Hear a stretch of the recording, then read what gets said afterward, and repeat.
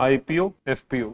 जब हमने आईपीओ करा तो फर्स्ट टाइम हमने अपने शेयर्स को पब्लिक के सामने इशू करा, तो इसमें प्राइवेट लिमिटेड लिमिटेड में कन्वर्ट हो गई। इस प्रोसेस के दौरान सब्सिक्वेंट टाइम जितनी बार करोगे इसको क्या कहा जाएगा? एफपीओ कारक कहा जाएगा। क्या होता है, जोमैटो ने आईपीओ करा, ठीक है। जब जोमैटो ने आईपीओ करा तो उस टाइम जोमैटो के मान लीजिए 20% shares, 20% shares were subscribe to by the public. Public subscribe to 20% shares of Zomato. Subscribe करा मतलब 20% शेयर्स आपके बिक गए, तो आईपीओ हुआ, 20% शेयर्स बेच दी। अब जोमैटो को और पैसा रेस करना है, क्योंकि उनको और पैसा रेस करना है तो उनको क्या करना पड़ेगा? एफपीओ करना पड़ेगा। They have to do an FPO. जब Zomato follow on public offering करेगा यानी कि एफपीओ करेगा तो फिर से न्यू शेयर्स इशू करेगा। लेकिन इस बार जोमैटो क्या करता है, अपने एग्जिस्टिंग शेयर होल्डर्स को रिवॉर्ड देने के लिए कि आपने मुझ पे उस टाइम भरोसा किया था, जब मैंने पहली बार आईपीओ करा था आपने तब भरोसा किया था, शेयर प्राइस ड्विंडल होता रहा, फ्लक्चुएट होता रहा, लेकिन तब भी आपने मेरे शेयर्स नहीं बेचे। तो इस वजह से second time fresh shares issue करते टाइम मैं आपको पहले ऑफर दे रहा हूं शेयर्स